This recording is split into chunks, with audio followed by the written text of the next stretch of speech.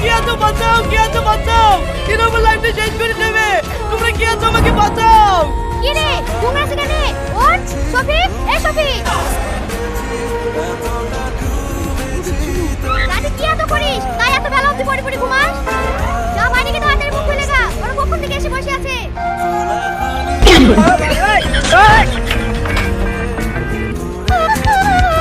এই শফিক দরজা মারছি কেন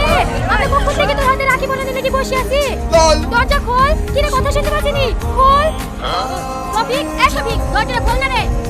ওগো সোনা দরজাটা খোলো না গো